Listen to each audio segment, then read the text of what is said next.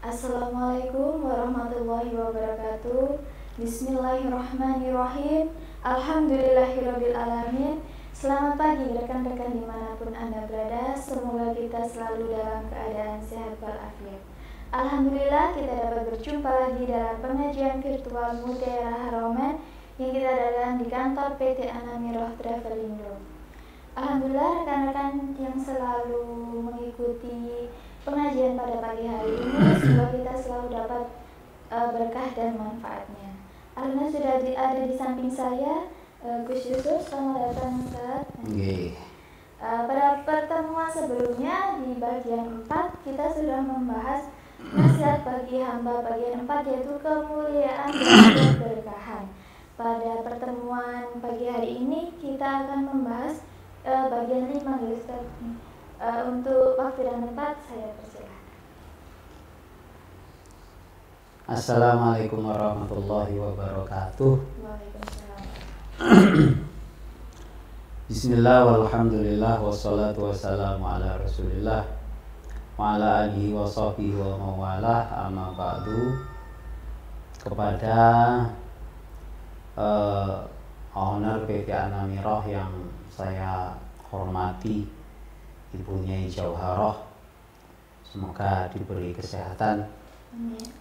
Kepada Direktur Utama PT Anamiroh, Haji Bagus Awaluddin Irfan, yang selalu saya hormati. Tak lupa rekan-rekan staf PT Anamiroh Travelindo yang saya hormati.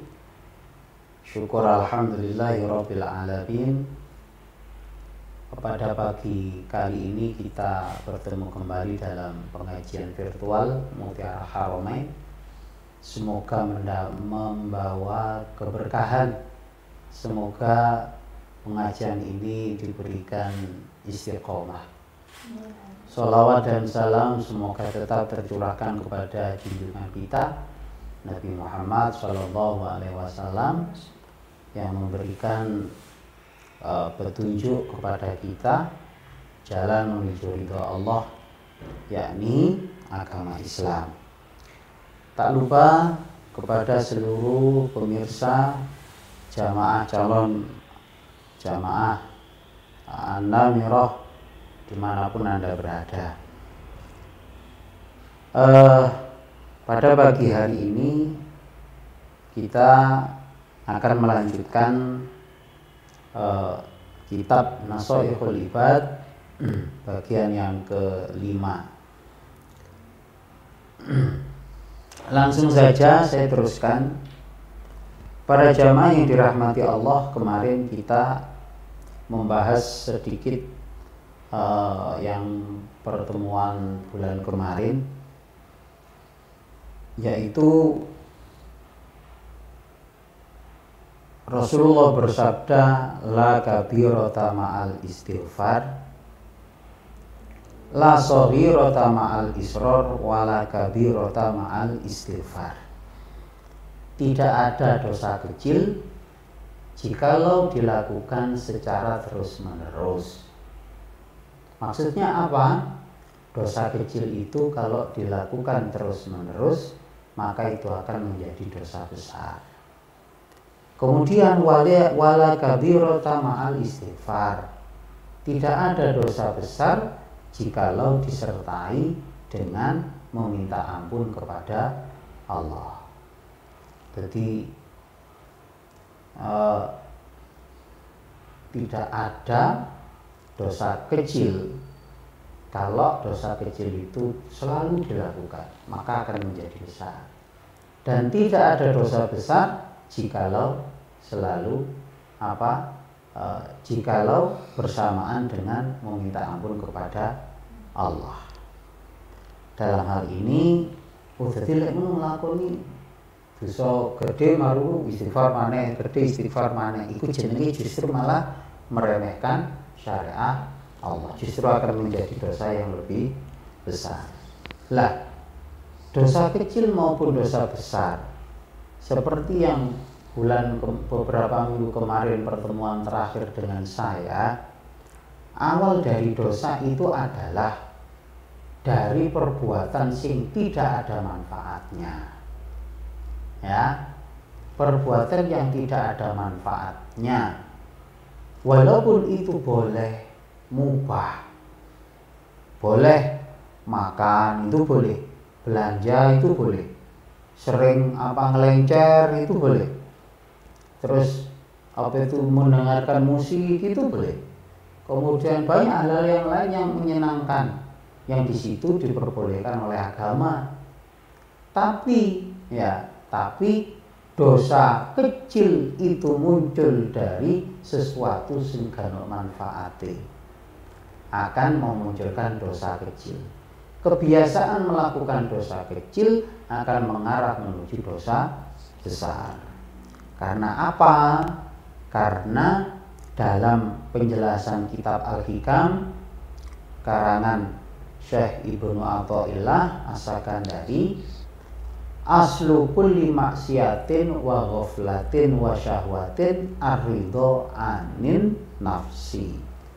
Sumber dari semua maksiat, lalai kepada Allah, kemudian syahwat, adalah rela menuruti keinginan. Ulangi lagi ya.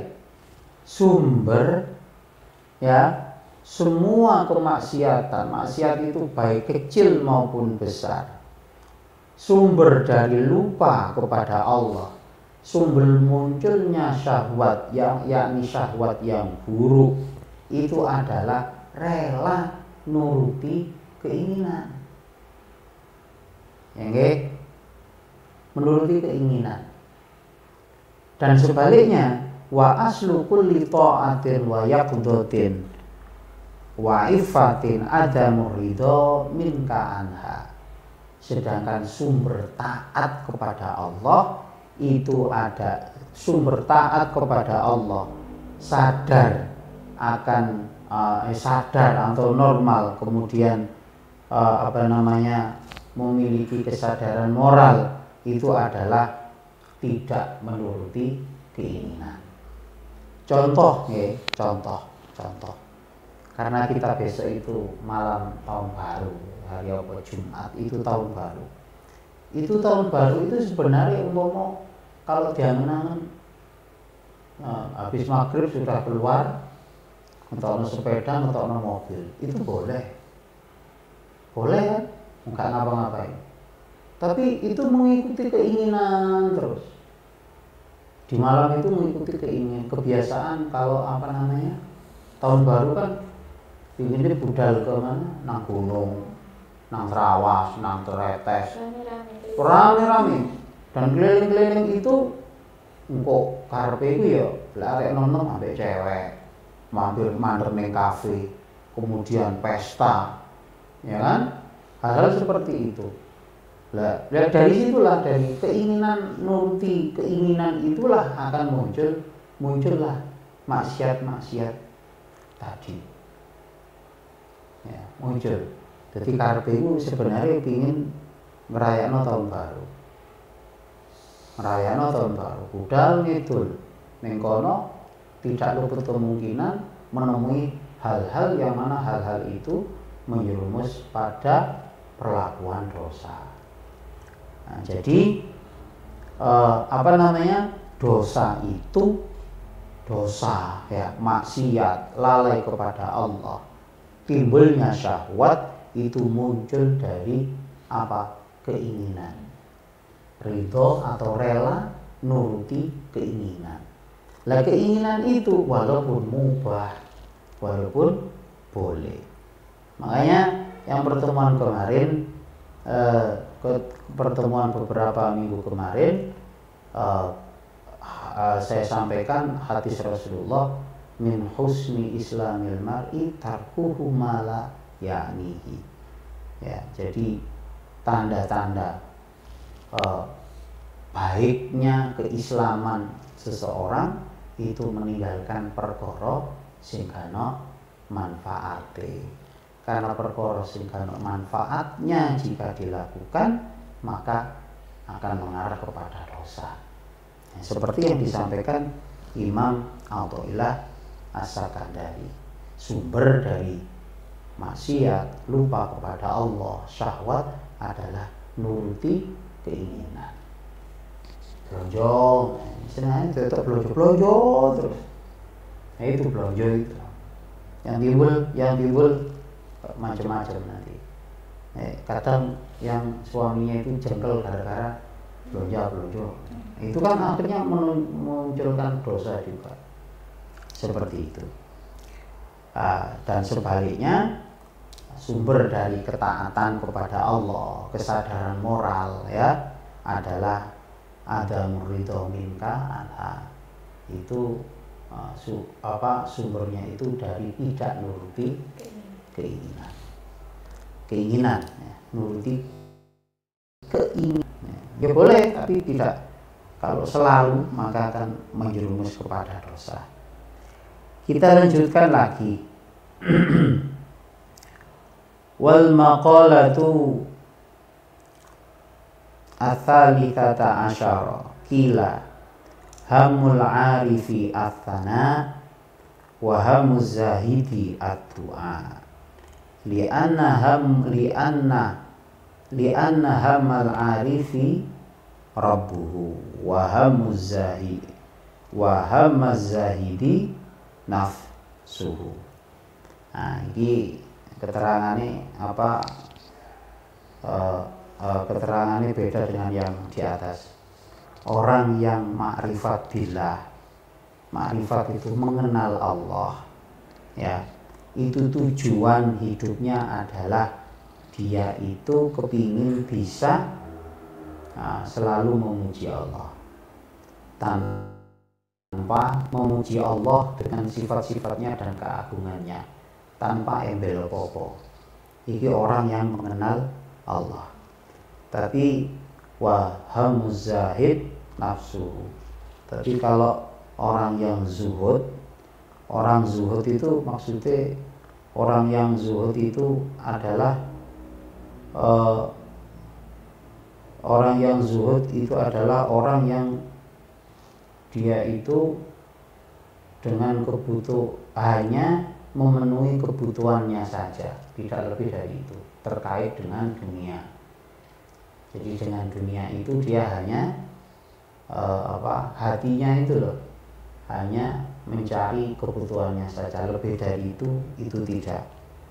Lah orang yang zuhud ya, orang yang zahid itu beda dengan orang yang ma'rifat, mengenal Allah. Kalau orang yang mengenal Allah, apa yang dilakukan, ibadah ketaatannya kepada Allah yang dilakukan itu bukan karena sebuah balasan dari krono Allah Ta'ala.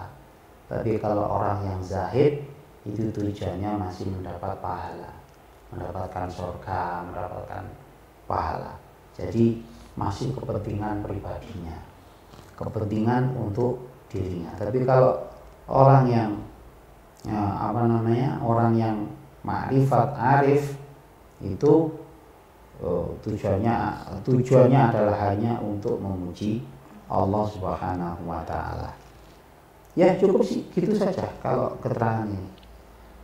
Wal maqalatu ar-rabi'ah, maqalah yang ke-14, an ba'dil hukama, dari sebagian orang-orang ulama ahli hikmah. Man tawahhama anna lahu waliyan aula minallah qallat ma'rifatuhu billah, wa man tawahhama anna lahu aduwan a'da min nafsihi qallat ma'rifatuhu binafsihi. Barang siapa yang menyangka bahwa dirinya itu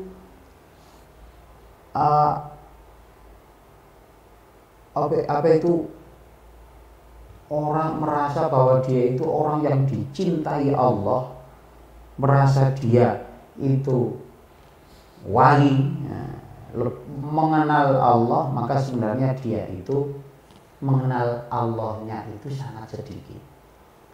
Jadi wong rumangsan enggak. Jadi rumangsa dia itu wali, lebih mengenal Allah, maka sebenarnya dia itu sedikit sekali mengenal Allah. Lah, ini sing penting.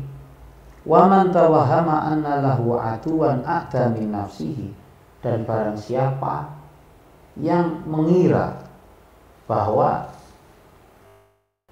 musuh terbesarnya mengira dia itu memiliki musuh yang lebih besar daripada dirinya sendiri, ya, daripada dirinya sendiri, maka dia tidak mengetahui, maka dia sangat sedikit mengetahui tentang dirinya sendiri. Jadi maksudnya dia itu merasa, seseorang mengira bahwa ada musuh yang lebih besar daripada dirinya, maka dia itu tidak mengenal dirinya. Jadi nganggep aku pun musuh kok. Padahal ternyata apa? Ternyata musuh terbesar manusia adalah nafsu dirinya sendiri. Ya nafsu niku sing paling gede. Jadi jangan mengira di luar itu kok duwe musuh wong sing gak seneng, jangan dikira itu musuh yang besar. Justru dirinya sendiri itulah musuh yang paling besar. Ya nafsunya itu, nafsunya. Suatu saat Rasulullah itu ditanya, ya Rasul, mari perang ya, ada salah satu habis perang, ya, habis perang, wis pegel kabeh, luka kabeh. Rasulullah bilang ada peperangan yang lebih pada ini, lebih besar daripada perang Badar, daripada perang Uhud, daripada perang Hunain. Apa itu ya Rasulullah? Yaitu memerangi nafsumu sendiri. Lah, nafsu itu dalam diri manusia, nafsu itu dalam diri manusia itu ada 4. Allah itu menciptakan makhluk, okay? Menciptakan makhluk itu memiliki nafsu kabeh 4. Ya. Nafsu kabeh 4. Yang pertama itu nafsu mutmainnah, nafsu sufiyah, nafsu amarah, nafsu lawamah. Nah, ini nafsu. Ini nafsu. Lah, nafsu 4 ini punya karakter masing-masing. Nafsu 4 ini. Jadi begini ya. Manusia itu sebelum diciptakan berbentuk jasad ini, jasad tubuh ini, itu sudah diciptakan rohnya pada zaman azali. Ya, sudah diciptakan rohnya pada zaman azali. Kemudian ditakdirkan Allah roh ditiupkan pada perut ibu, yang di dalamnya tadi ada proses hubungan antara ayah dan ibu. Kemudian roh itu yang sudah tadi, roh saya, katakan roh saya, itu zaman azali dimasukkan. lahir dalam bentuk badan, jasad ini. Lah, di dalam jasad ini Allah niku nggandeni jenenge nafsu. Nafsu kabeh 4 tadi. Mutmainnah, sufiyah, amarah, lawamah. Lah, nafsu ini ya, nafsu ini punya karakter dewe-dewe. Kalau mutmainnah, ini nafsunya itu namanya mutmainnah. Mutmainnah itu anteng, ya, anteng. Mutmainnah itu nafsunya anteng. Dia selalu membawa kepada kebaikan. Lah, sing garai semangat awak dhewe budal ngaji iku ya nafsu mutmainnah. Ya, sifatnya itu anteng. Nafsu mutmainnah. Tapi nafsu ini kadang-kadang juga bujuk. Kadang-kadang itu juga bisa terkecoh, ya. Bisa terkecoh. Nah, karena kalau waktu ngaji niku nafsu mutmainnah niku lawange niku teko erung. Apa itu erung? Itu untuk ngadu. Lah, ngambu niku lawange mlebune nafsu mutmainah. Niku lawange liwat ambu niku nafsu mutmainah. Lah, tapi irung niki nggih kadang mesti kebujuk niku kaya kita bau wangi ya, minyak wangi dibau. Ambune enak. Tapi lek dipangan pahit. Ya ta?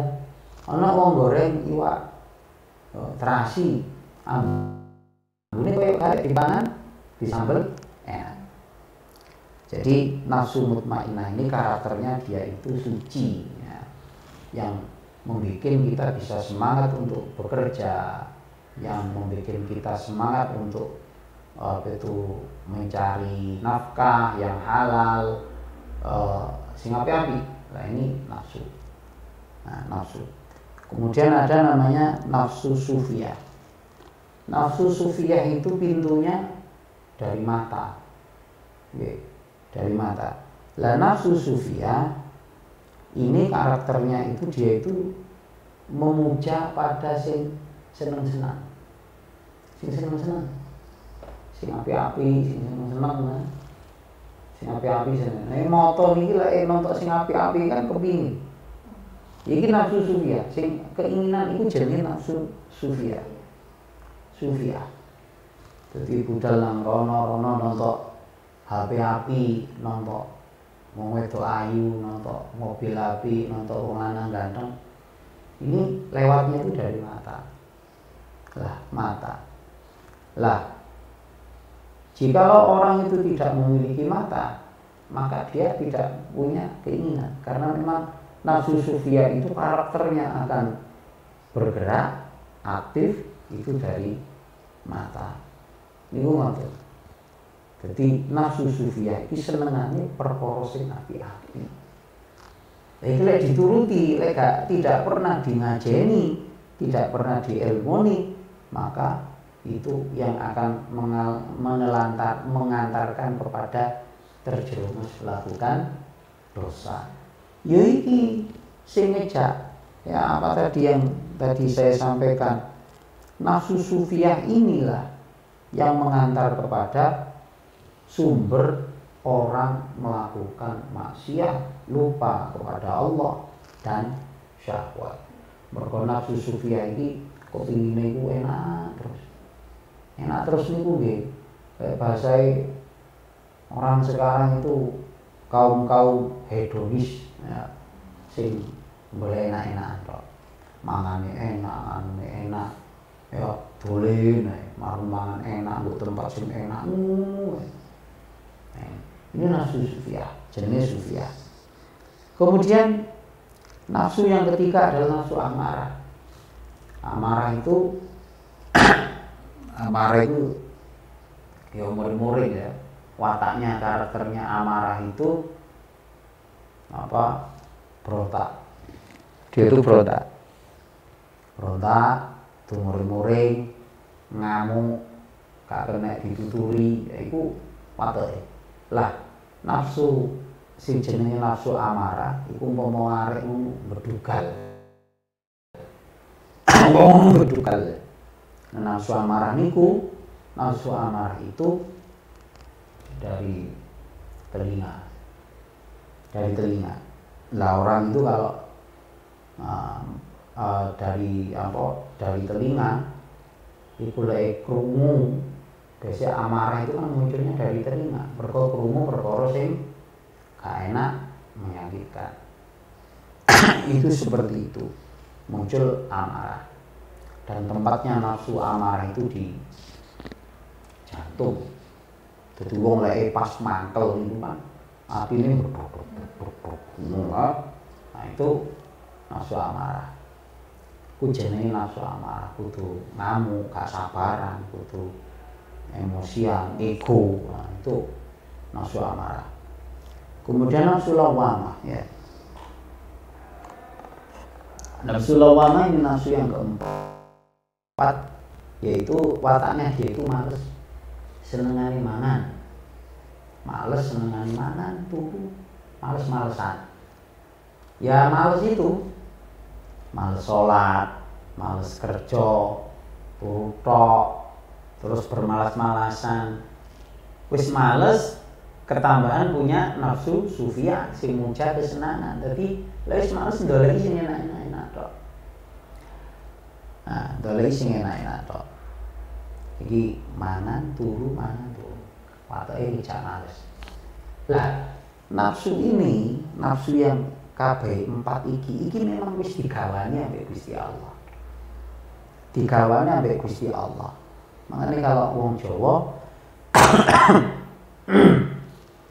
ana istilah wong Jawa ngarani dulur 4 5 pancer. Semua manusia itu dikegandengkan dulur, saudara. Manusia sing lain iki lho. Iku kegawanan dulur 4. Dulur 4 rupane nafsu. Umpama iki diwujudno niku kaya wong. Wong iku dadi dulur iku pertama nafsu mutmainnah, nafsu sufia, nafsu lawamah. 5 pancere sapa? 5 pancere nggih roh ya. Roh sing dititipno jasad. Dadi jasad iki sing iso ngobah-ngobah niki nggih pancere mergo ana rohe. Roh niki umpama baterene ngono. Baterene. Lah, dulur 4 nggih niku wae. Dulur 4 yaitu tadi 4 nafsu. Lah, nafsu ini, manusia ini tidak bisa mengendalikan nafsu. Ya. Menungso niki manusia itu tidak bisa mengendalikan nafsunya. Bahkan dia tidak bisa memilah-milah mana nafsu yang baik dan yang buruk. Mana nafsu yang boleh dilakukan dan tidak. Tidak bisa memilah-milah nafsu tersebut jikalau seseorang itu tidak punya akal. Dan akal itu tidak ada gunanya jika akal ini tidak dimasuki ilmu. Ngoten. Gak dileboni ilmu.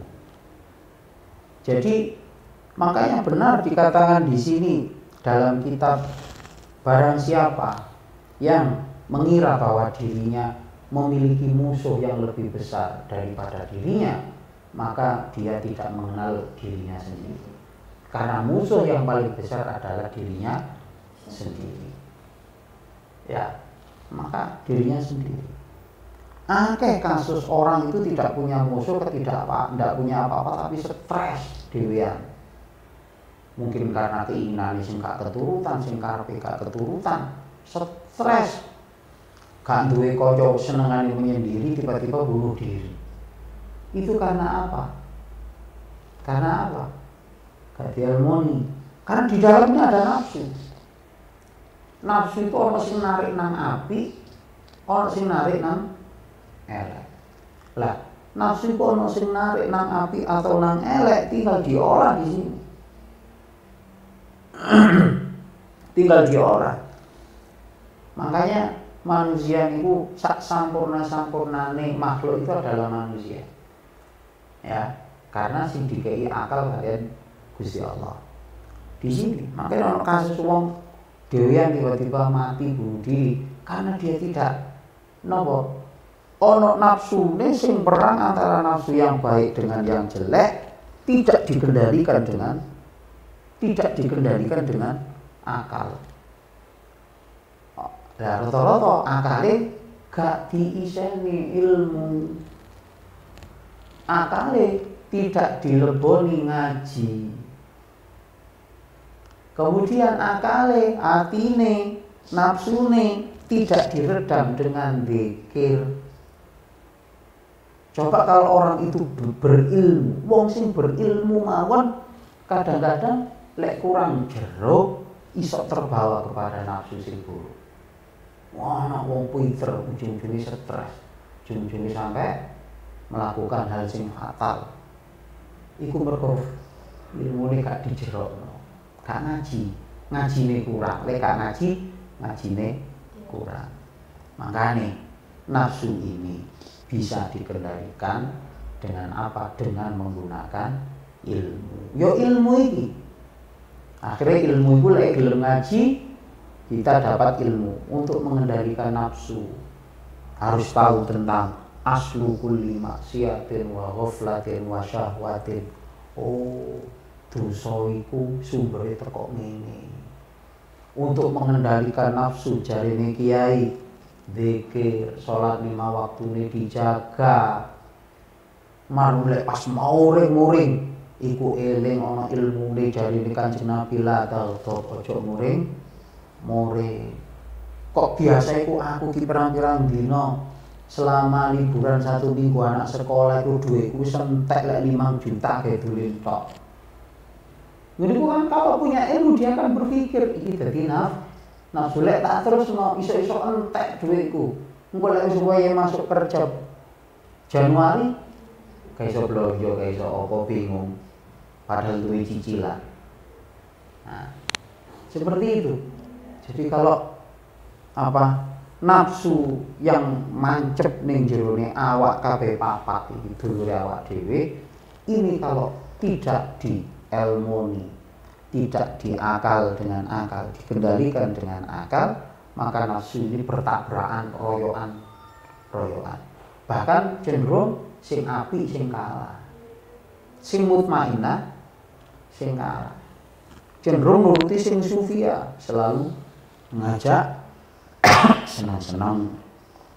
Cenderung amarah, egois. Ya, egois itu merasa bahwa dirinya itu dia tidak merasa bahwa dirinya itu ada kesalahan. Merasa apa yang dilakukannya itu benar kabeh. Cenderung mutmainah kalah. Kemudian lebih sing menang itu lawama, sing ngejak males-malesan. Sing enak tangi turu iku ya subuhe kepadangan, tangi turu sembahyang qadha, mar budal nang warung nggawa HP, ngopi rokokan sampai terus ngono iku. Jadi tidak melakukan hal yang lebih bermanfaat. Di situ nafsu. Makanya kadang-kadang niku lek kiai-kiai sing sudah dekat betul dengan Allah, niku lek wong mati, termasuk saya itu ngalami matinya abah saya. Itu mendekati kematiannya itu bolak-balik. Iku sapa sih? Jadi orang yang tahu jarine ana wong sing pas wong kate mati nase koyo ora sing wet, koyo sing metu. Itu bukan rohnya, tapi nafsunya itu keluar dari situ. Wong sing ketok sak klebat iku diarani roh. Itu ya nafsu dulure. Wong Jawa ngarani dulur. Limo-limone yo nyawa iku. Karena nafsu iki gak iso urip lek gak ono nyawane. Jasad iki terus napa Ustaz? Jasad iki ya wis wadahe roh. Itu tempatnya roh. Makanya para jamaah An-Namiroh dimanapun Anda berada, makanya pentingnya kita berusaha mencari ilmu, khususnya ilmu yang membentengi kita, ilmu yang mengarahkan kita menuju kebaikan, menuju taat kepada Allah Subhanahu wa ta'ala. Karena di dalam diri manusia setiap lah terus wong gendeng ya apa? Wong gendeng niku nafsune ana sing ilang. Orang gila nih, Pak. Niku salah satu nafsunya itu hilang, melayu. Akhirnya jadi owah. Banyak kasus seperti itu. Kadang ada orang itu yang lakon-lakon opong, akhirnya karena gak digurukan, akhirnya nafsunya masih wujud, akhirnya jadi stres, gendeng. Nafsunya mangan tok tapi gak jalan, gak iso membedakan mana yang baik, mana yang buruk. Seperti itu. Makanya pentingnya ngaji, ya. Pentingnya tiang itu ngaji. Ada pertanyaan? Kalau tidak ada, dilanjutkan. Sambil menunggu. Sambil menunggu. Diteruskan lagi. Wal maqalatu al-khamisata asyara an Abi Bakrin As-Siddiq radhiyallahu anhu fi qauli. Makalah yang ke-15 dari Abu Bakar As-Siddiq radhiyallahu anhu. Dhaharul fasad fil barri wal bahri. Abu Bakar Sayyidina Abu Bakar niku dawuh kerusakan di daratan dan lautan. Maksudnya nopo? Niki Abu Bakar niku itu menafsiri dari dhaharul fasad fil barri wal bahri. Niku tentang Al-Qur'an. Al-barru wa al-lisan. Sing dimaksud kerusakan di darat dan laut. Darat itu maksudnya lisan itu rusak. Lisan rusak ngomong welek. Cangkem rusak iki lho kan ngoten. Maksudnya ngoten. Wal bahru wa al-qalbu. Sing dimaksud kerusakan laut. Kerusakan di laut niku ati. Lambene elek, atine elek. Fa idza fasada al-lisan bisabi masalan bakat alaihi nufus min bani Adam. Tiang niku jikalau lisan itu rusak dengan omongan-omongan dengan omongan yang tidak benar ataupun omongan sing buruk, maka ini akan menyusahkan makhluk hidup manusia. Contohnya sakniki kathah wong apa maneh entertainment ya. Wis gosip gitu loh. Nah, itu kan keburukan kan wong diomongno. Akhirnya dari media itu memunculkan keresahan. Padahal media itu belum tahu jelas ataupun tidak. Contoh. Kadang di grup Facebook ya, grup kita Facebook apa. Ada orang yang komentar itu kayak cocok. Ngene iku nyusahno. Komentar itu mau macam-macam. Ngene iku yo jengkel padahal itu dunia maya. Ya. Saya itu saya contoh kemarin nih. Kalau ini kan bicara tentang kerusakan lisan. Lisan itu kan diungkapkan dalam ini kan juga bisa di media. Saya contohkan kemarin. Istri saya itu kan punya kucing ya, saya punya kucing. Akhirnya melok grup kucing. Tiba-tiba ada yang posting begini. Ini contoh saja. Bahwa kerusakan lisan itu akan menyebabkan lisan manusia itu akan menyebabkan kerusakan makhluk, terutama bani Adam, manusia. Ada yang posting begini. Jual beli kucing dalam Islam hukumnya haram.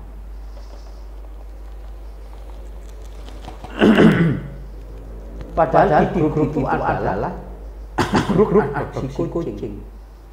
Ada yang free, ada yang memang berjual belikan bermacam-macam kucing. Oh, itu komentarnya subhanallah.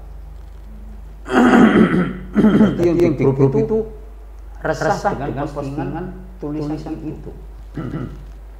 Ono sing ngomong macam-macam sampai saya tahu istri saya kalau jengkel padahal dunia maya.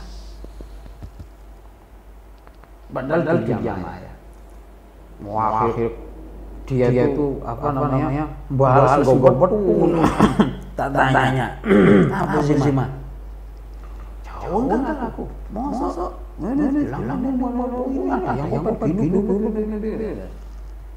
Itu jadi omongan udah.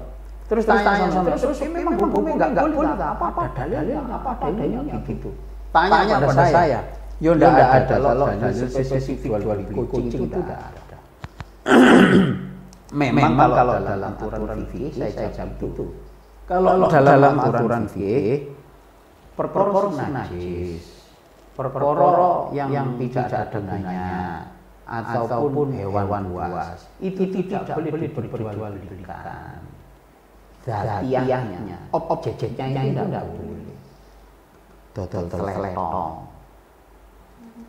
manuk dodol cacing, dodol ular. Itu objeknya, Mbak. Itu memang tidak boleh lagi. Lah terus apa wong dodol iku? Itu jual jasa. Lek jual jasa boleh. Dodol kiri.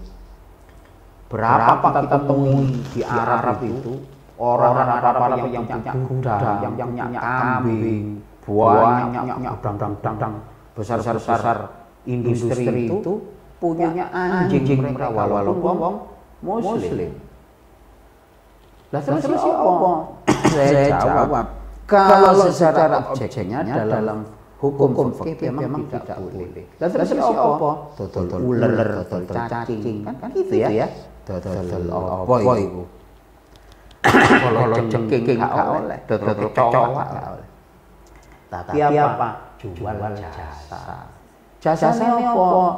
Dodol pupuk kok lempeng, Mbak.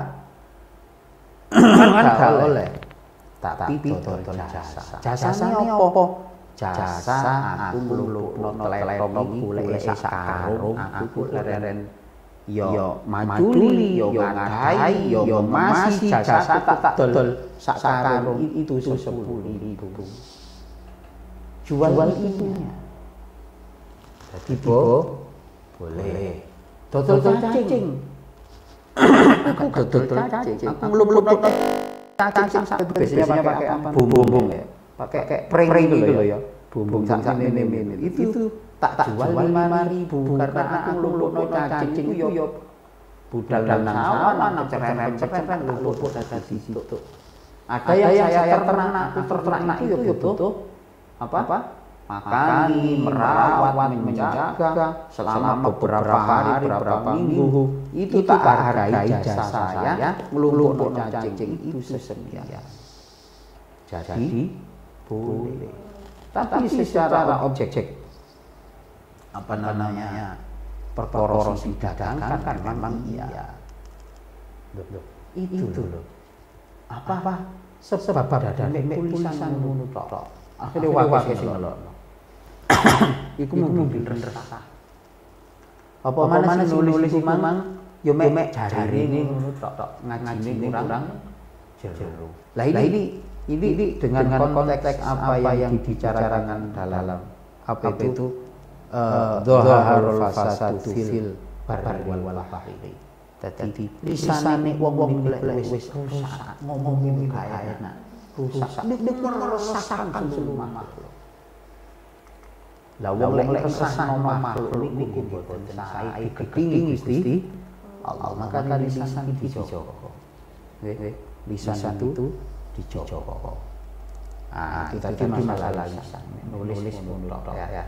Nulis tok itu efeknya ramai. Kemudian kita teruskan lagi. Faida fasada lisan bakat alihim nufus. Wa idza fasada al-qalbu birriya matalan bakat alaihil malaikah. Niku wau lek lambe niku rusak, sing nangis, sing resah niku makhluk manusia. Tetapi kok sing rusak niku ati, nggih. Yang rusak itu ati, sebab dalam hati ini ada sifat riya, pamer, sombong, merasa lebih baik. Yang nangis, sing susah itu para malaikat. Jelas nggih? Jelas. Lah ana sifat sombong, ana sifat riya, nggih, sifat sombong, sifat riya. Niku nggih. Niku nggih wonten ada upaya nafsu yang menerima itu. Nafsu yang menerima itu. Nafsu sufiyah senengane dijojo-jojo. Dadi kok ana sifat rumangsa gede ati, rumangsa riya ya iku merasa diri besar ya nafsu yang mendukung untuk menciptakan karakter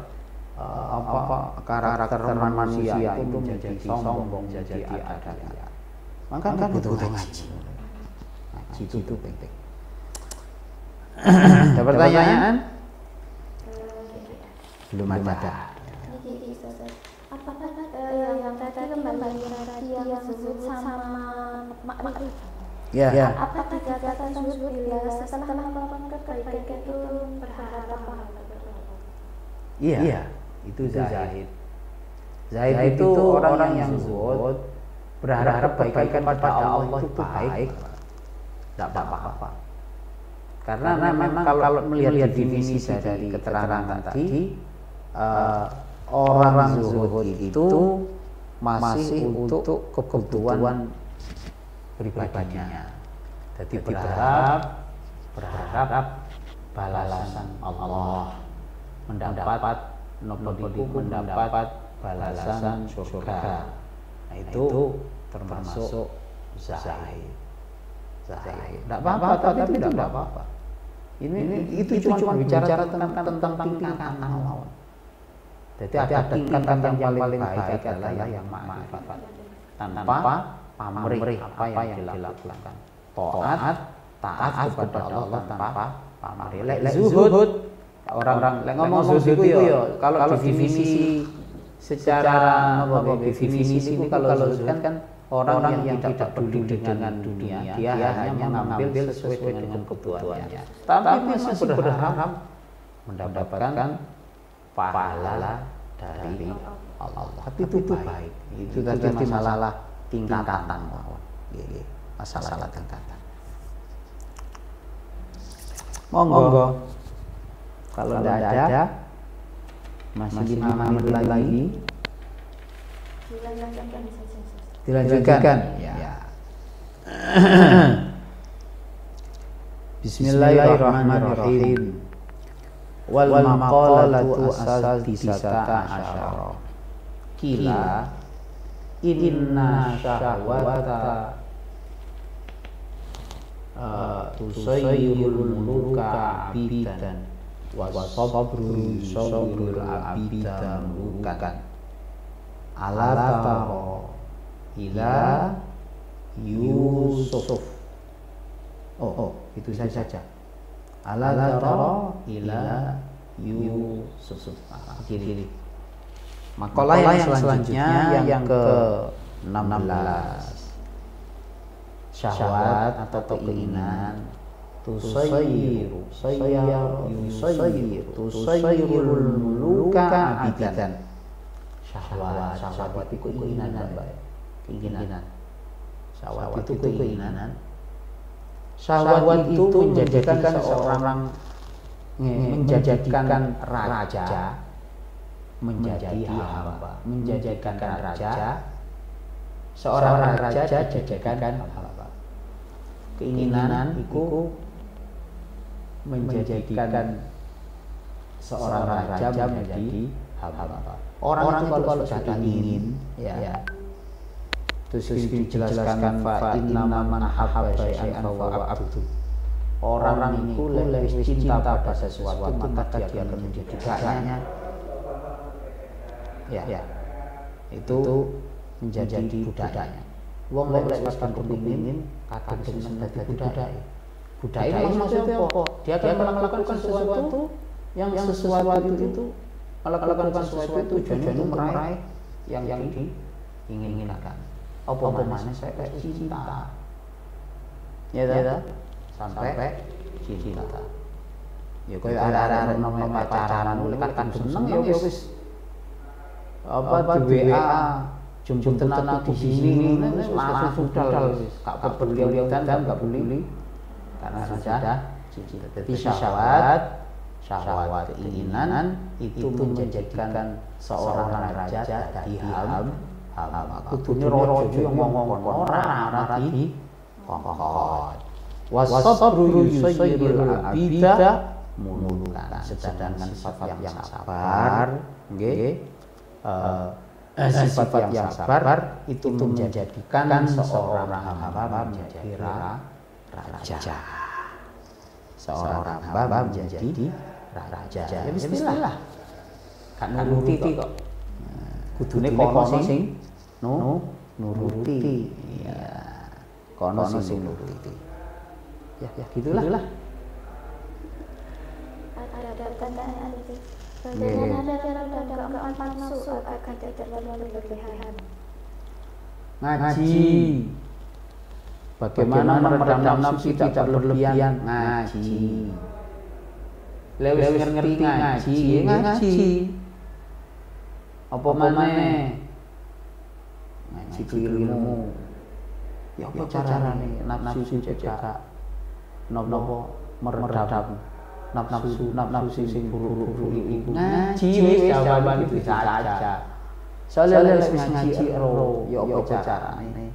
Salah satunya zikir, ya kan? Zikir. Baca istighfar itu salah satunya. Kemudian lek duwe ilmu itu ngerti. Aku lek ngene kok akhire ngene. Makanya tadi di awal saya katakan wa aslu kulli ta'atin wa yabdudun wa ifatin adam ridho anha. Jadi sumber dari segala taat itu yo gak nuruti nafsu dikatakan taat, dan sumber dari yaqdhah itu kesadaran. Sadar itu normal. Nafsu kepingin ngene, tapi kepingin kesadaran moral. Ya, apa tadi? Tidak menuruti keinginan. Salah satu jawaban ya, bukan yo cara meredam nafsu. Iku mang ojo turuti ke yang ojo dituruti wis sumber iso. Lah sumber taat iku mang kesadaran moral dari tidak menuruti keinginan. Lah nuruti keinginan itu dalam batas selain yang dia butuhkan. Tapi kalau keinginan itu karena memang kebutuhan, itu bukan keinginan yang berlebih, memang kebutuhan. Keinginan yang lebih kebutuhan itu loh, yang diharapkan. Ya kan? Kebutuhan yang melebihi apa keinginan yang lebih dari kebutuhan. Ini mboten saya. Itu paling diarani nafsu. Paling diarani nafsu. Tapi sepanjang itu kebutuhan, itu bukan nafsu. Saya kira cukup.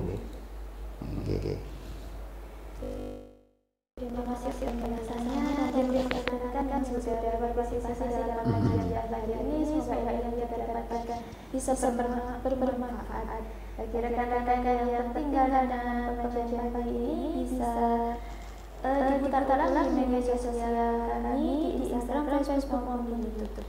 Terima kasih. Semoga kita dapat bertemu di pengajian selanjutnya. Wassalamualaikum warahmatullahi wabarakatuh. Waalaikumsalam.